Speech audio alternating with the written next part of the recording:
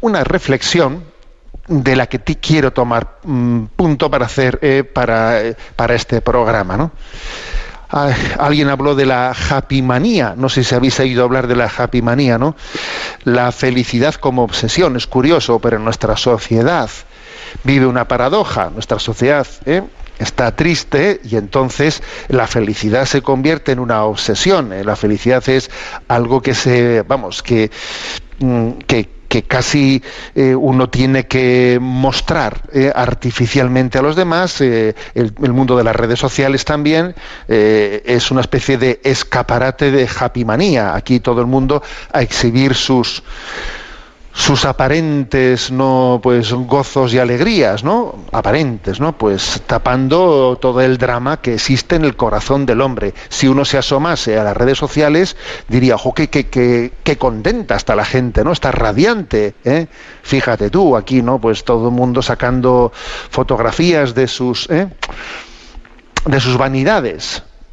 Bueno, pues a ver, ¿qué hay que decir, no? Que esa happy manía, esa felicidad como obsesión, dime de qué presumes y te diré de qué careces, ¿no? Pues claro, hay que contestarle que esa obsesión, en el fondo, nace de un error de cálculo muy grave, ¿no? Y el error de cálculo es el hecho de que la felicidad no es un fin en sí misma, sino la consecuencia de entregarse a un ideal verdadero. A ver, ese es el error, ¿no? Cuando tú buscas la felicidad en sí misma, es como cuando vas a por agua sin vaso e intentas sujetar el agua entre los dedos, a ver que se te va a escapar. Por mucho que aprietes los dedos, se te va a escapar el agua. La felicidad no es un fin en sí misma, se te escapa, es la consecuencia de entregarse a un ideal verdadero. Bueno, entonces, una reflexión sobre el diagnóstico que tenemos que decir sobre esta sociedad, ¿no? ¿La sociedad es feliz o no es feliz? Es más, estoy convencido de que cuando se hacen encuestas sobre el grado de felicidad, en esas encuestas se dan unos resultados que no son ciertos. O sea, en el fondo nos hemos acostumbrado a posar en la foto, ¿no? Venga, una foto, y allí nos hemos acostumbrado, que a mí me resulta horroroso, por cierto, porque, en fin, me cuesta mucho eso de sonreír artificialmente, venga, a posar para la foto, ¿no? Nos hemos acostumbrado a posar para la foto, y en el fondo, pues en esa happy manía, a mostrar, ¿no? A mostrar una aparente felicidad sin abrir verdaderamente el corazón, Porque la teoría falsa, la falsedad, es, o sea, la del paganismo, ¿no? ¿Qué es lo que dice el paganismo? El paganismo dice que el cristianismo no es alegre, que el cristianismo ha entristecido al mundo con la religión del crucificado, ¿no? Como decía Nietzsche. Nietzsche decía, el cristianismo es el que tiene la culpa de haber entristecido al mundo con esa religión del crucificado, ¿no? De que cruz y cruz y cruz. Y sin embargo el paganismo era alegre, El paganismo era alegre. ¿Os acordáis de aquella campaña publicitaria que hubo por ahí en aquellos autobuses, ¿no? Es probable que Dios no exista, disfruta de la vida. Yo creo que solamente el que puso ese anuncio tenía pinta de estar amargado ya, ¿no? O sea, es probable que Dios no exista, disfruta de la vida. Obviamente detrás de ese anuncio pues existía, no, está incubada, ¿no? Pues esa idea de Nietzsche y de ese neopaganismo que viene a decir, no, que es el cristianismo, es la espera en la vida eterna, no, es la angustia, que si me salvo o no me salvo, no, la que te roba la alegría en vez de entregarte a esta vida, a este mundo. ¿Os acordáis de la película del Nombre de la Rosa? La película del Nombre de la Rosa era un timo, pero un timo monumental, en el que se quiere transmitir esta distorsión, ¿no? Que el cristianismo es el que ha robado la alegría del mundo y que el paganismo es alegre. Esa es la teoría. Ahora, ¿qué ocurre? Pues que choca absolutamente con la realidad. La realidad es que el paganismo fue triste y es triste. El paganismo fue triste. Uno lee, por ejemplo, las cartas de San Pablo, ¿no? Y las cartas de San Pablo describe con imagen durísimas, lo que es el mundo pagano, ¿no? Avaricia, maldad, dureza de corazón, perversiones, homicidios, ¿no? Todas esas cosas, ¿no? Están, lógicamente, o sea, es la decadencia del Imperio Romano. La decadencia del Imperio Romano es el retrato de unos corazones tristes y amargados que intentan disimular, pues con como la happy manía de nuestro momento, que nos hacemos un selfie ahí con una sonrisa. Bueno, pues en la decadencia del Imperio Romano también existió esa especie de happy manía, que era, estamos amargados, pero de alguna manera intentamos tapar nuestra amargura, pues en el circo, con pan y circo, ¿no? El paganismo fue triste y lo es actualmente. Lo es actualmente. Fíjate lo que es, por ejemplo, ¿no? Tantas miserias de, pues lo que son las adicciones, las drogas, los adulterios, los abortos, las rupturas del matrimonio, que eso es tremendo, ¿no? Los suicidios, sí, tantas enfermedades también mentales ligadas también a la enfermedad del espíritu, muchísimas de ellas, ¿no? O sea, a ver, el paganismo fue triste y el paganismo es triste. Es un timo, repito, es un timo el que nos vengan a decir, ¿no? Pues que en el fondo eso, ¿no? Pues lo del autobús. Es probable que Dios no exista, disfruta de la vida. A ver, ¿pero qué disfruta de la vida? Pero si es que es exactamente la parábola del hijo pródigo, es que no hay quien disfrute de esa manera. La alegría es del reino de Dios. La alegría es del reino de Dios. Y cuando el reino de Dios es proclamado en la Sagrada Escritura, siempre se presenta ligado a la alegría. A ver, en la predicación cristiana siempre se ha presentado el anuncio de la salvación ligado a la alegría. Pero siempre, El pueblo que caminaba en tinieblas vio una luz grande. Caminaban en tierras de sombra y una luz les brilló.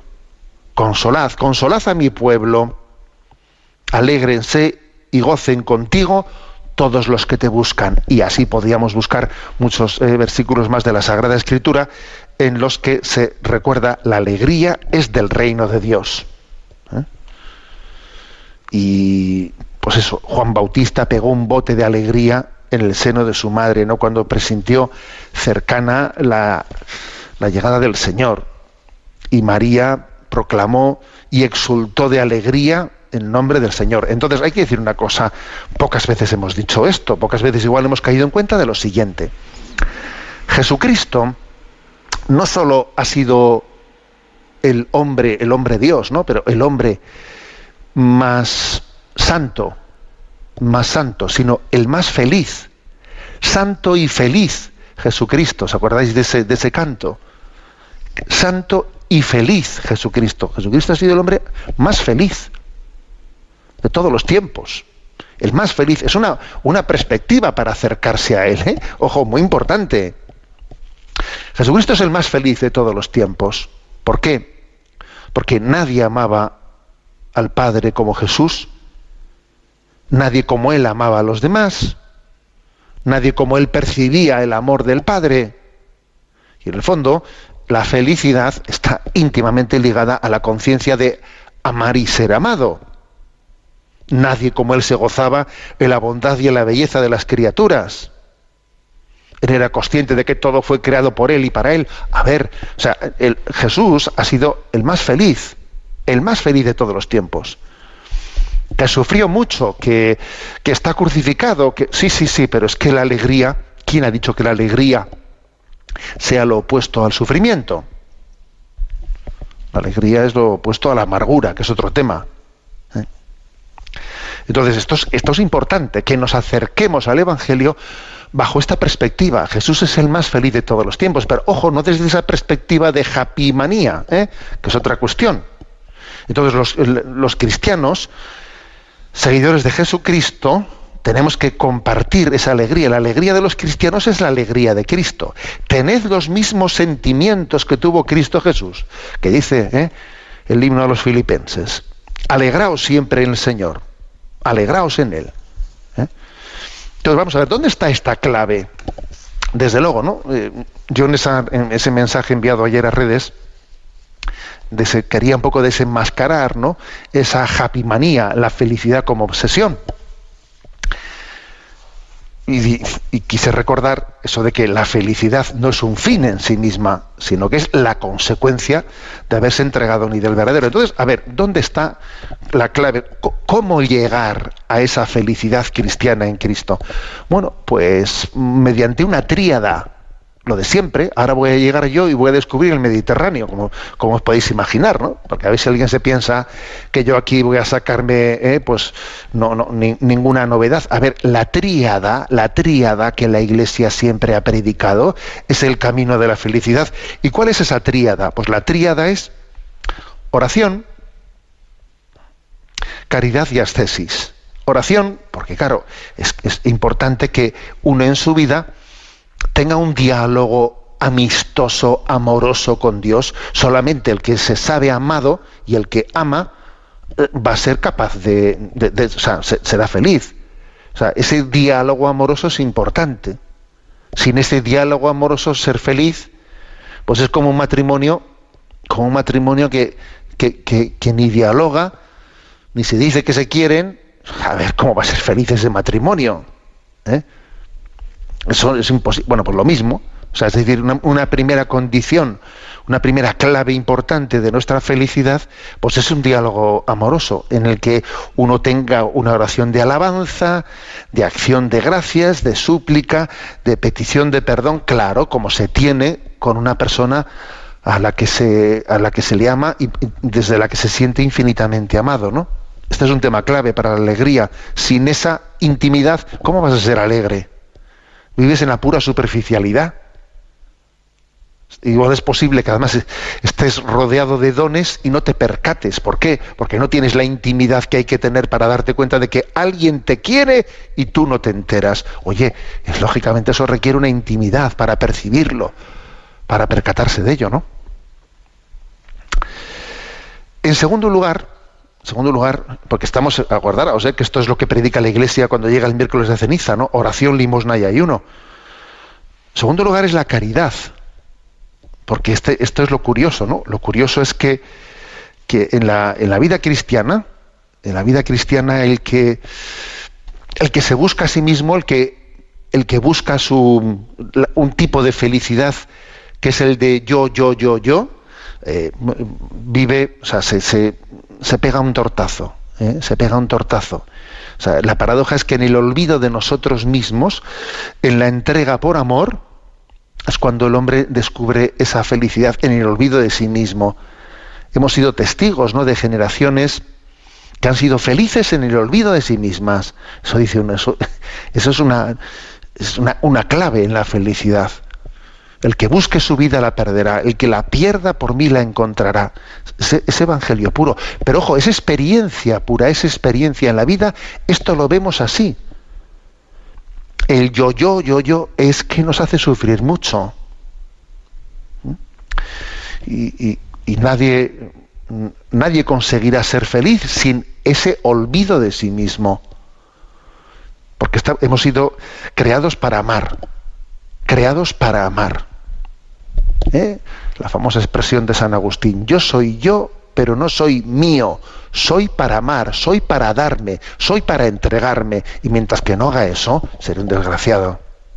Seré un desgraciado. De ahí ese mensaje, ¿no?, enviado a redes. El mensaje, pues obviamente, es la felicidad. No es un fin en sí misma, es la consecuencia de entregarse a un ideal verdadero. Bueno, pero decía que es una tríada, para poder alcanzar esa alegría.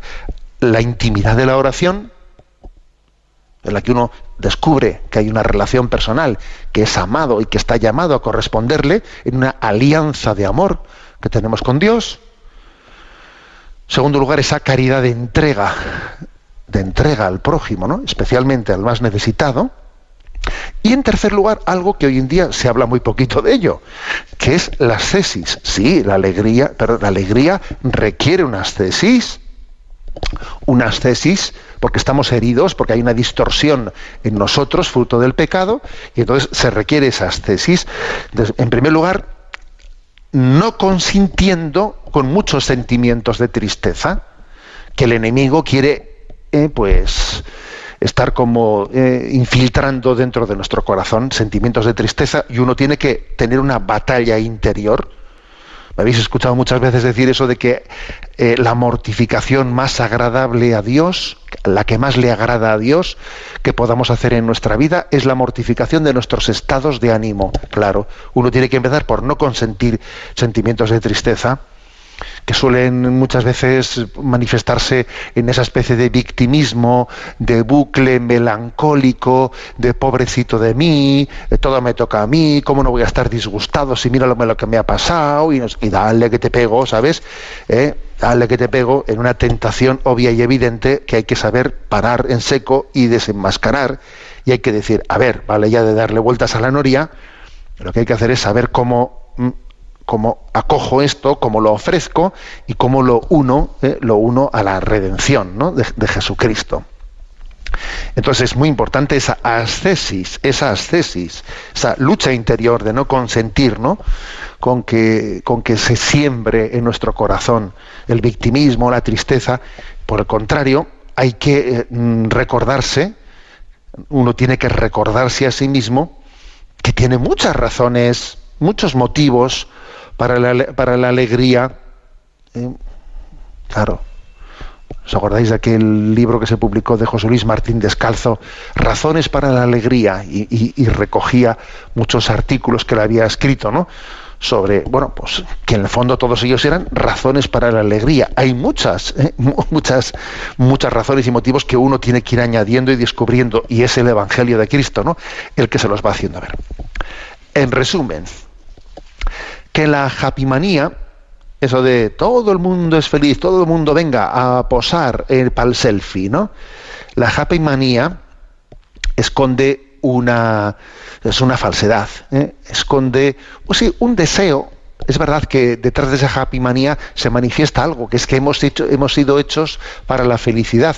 El problema está que podemos hasta falsificarla, intentando decir ya la he conseguido, y no la he conseguido en absoluto. La felicidad como obsesión es falsa. No es un fin en sí misma, sino la consecuencia de entregarse a un ideal verdadero.